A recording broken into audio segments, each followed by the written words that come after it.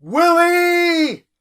Willie Lumpkin keeps harassing me, coming to my place, dropping off stuff.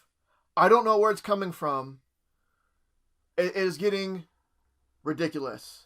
I bring in these boxes, I open them up, there's stuff in them. I go check my bank account and it is down. Like, who is doing this?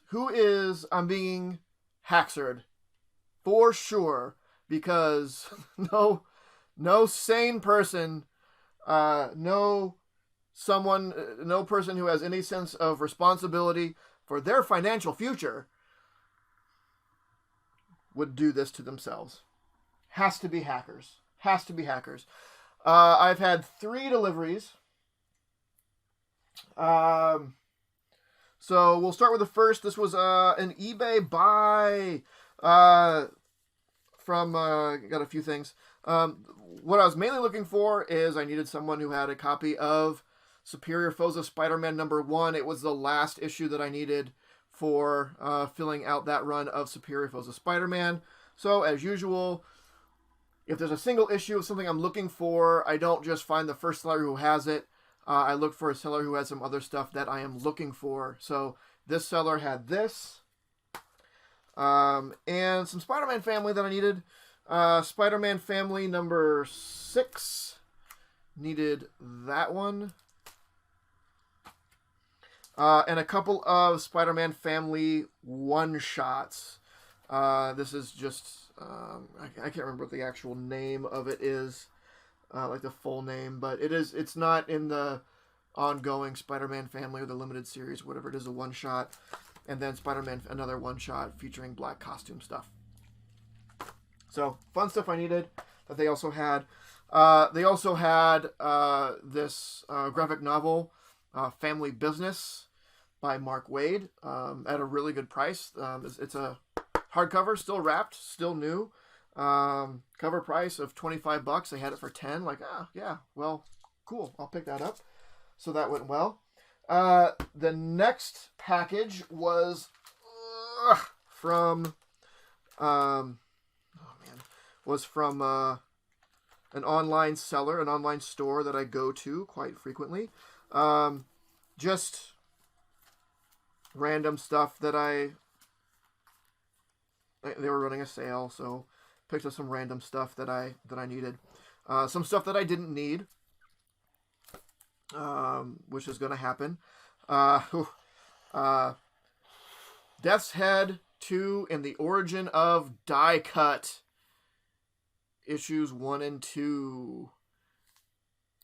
Exciting. Death's Head is so much fun. I love Death's Head.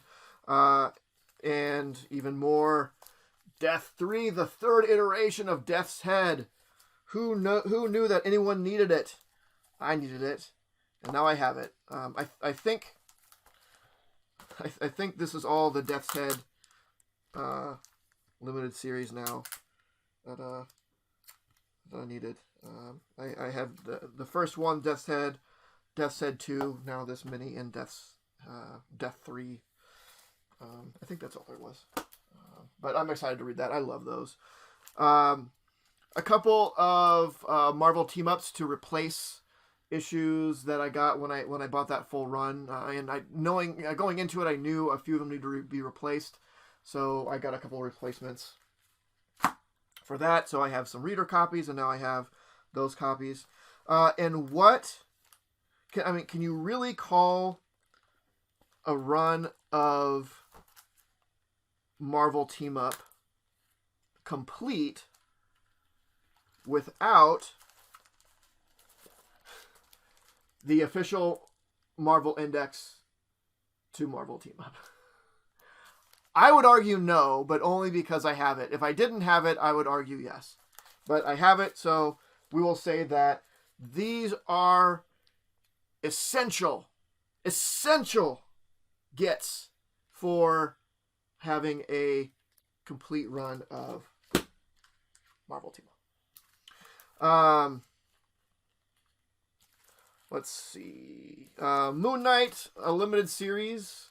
I think this was after his first ongoing and before his second ongoing. I have both of those. I didn't have this, which I believe takes place in between, so they had all issues of that for a good price, so I picked that up. Oh, this was kind of cool.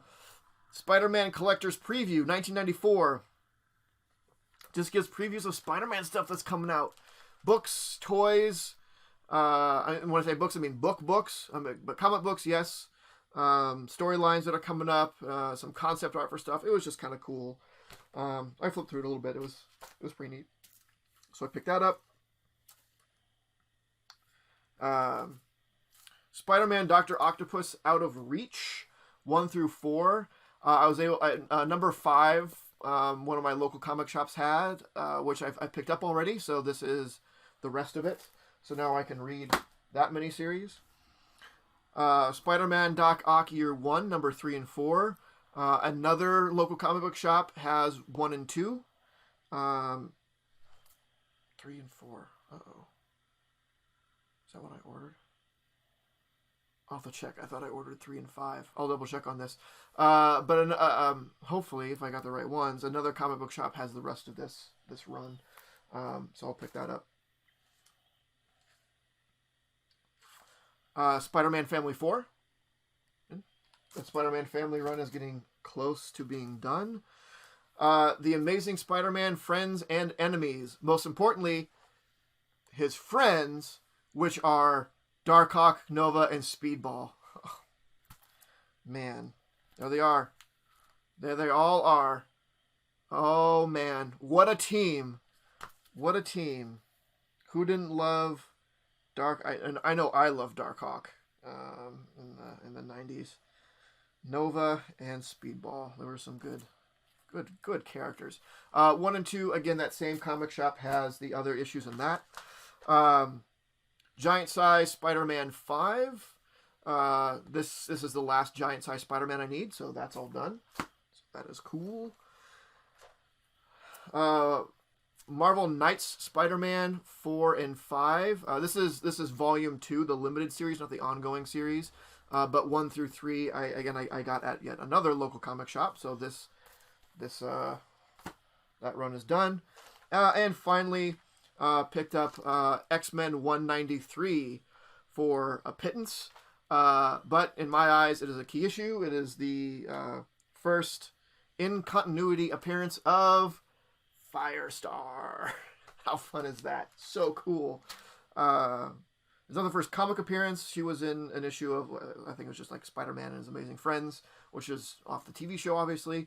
But this is her first time being in actual Marvel continuity. So that was cool. And I mean, it's not a key issue to anyone besides people like me. It's not worth anything. It's just, it's cool. It's fun to have. I like Firestar. It's, you know. All right. And then the third and final package was a good one.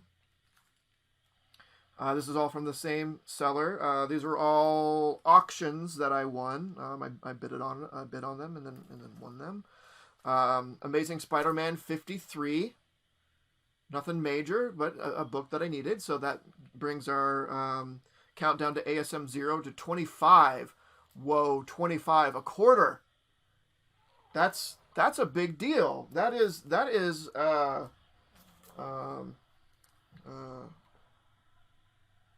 kind of a big deal. That's an event. That's a monument. Milestone. It's a milestone. 25 more issues of Amazing Spider-Man to go. But wait, there's more. Amazing Spider-Man number 63. Wings of the Night. Got a Tale of Two Vultures here. We have both Adrian Toomes and Blocky Drago teaming up as the two Vultures. So that is cool. Brings us to ASM countdown to ASM 024. This one I don't know about.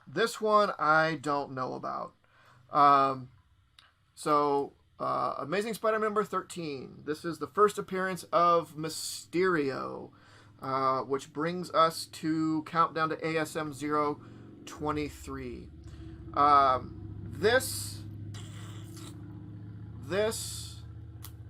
It's a good looking book. It's a good looking book. Um, it is. It's a little more tanned than I thought it was going to be. They advertise it as a 7.5. They may not be super far off. And I don't know how hard that tanning is going to hit. Um, it's it.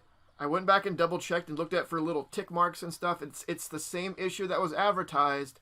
It's just the picture that was taken was probably taken with a brighter flash, so the whites looked whiter. It's tanner than what I thought. I still think that I got a good deal on it, even if it's like a 6.5 or something like that. Um, but this is something I don't usually do. I don't usually buy higher dollar books like this on eBay unless they're slabbed. Um, because you're just looking at pictures and it's not the same as being in person, and not that the pictures are taken in such a way that is intended to be malicious. It's just you can't get a good enough idea. And these sellers, they say, I'm professional graders. This is what I think. You can't hold them to that. Look at the pictures to decide on your own. I get that. It's fine. And again, it's nothing against sellers that are trying to pull one over on people. It's just you're not going to be able to tell the condition of a book through pictures as well as you can in person. So whenever I do something like that, it's a risk, and I do it so rarely. And this book, I had a maximum limit of, like, because I'm in some senses buying a pig in a poke, I am only going to pay this much, which was quite a bit less than what it's worth. And I got it. Like I didn't expect to, but I did. So now when it does come back a little bit lower grade than what I thought it was, it's not as big as a hit. In this case, given what I paid, I still think I did okay, especially considering what someone of this grade, after cleaning up and pressing it and sending it in to be graded, something at this grade is going to jump in value quite a bit. So I'm going to be okay. But it is a sort of a cautionary tale. I've done this twice recently, with this, and with an Amazing Spider-Man 20, which it wasn't graded, and I paid a little bit for it, and it was higher grade. In that case, I think I did okay. It presented online as well as it presented in person, so good. But it is a risk to do that, and I usually it's very rare that I do that. And I have to get something for an absolute steal, if I do it because of the risk factor, and I don't like to do that. But this, I'll be okay. It's obviously a big issue to have. So if that brings Countdown ASM 0 is 23, so 23 more issues to go. That's pretty good. And in fact, I don't know. I feel a lot of that is filler stuff. It's random stuff. There's only 3 big first appearances I don't have yet. I need number 3 for a Doc Ock, number 4 for a Sandman, and number 15 for a Craven.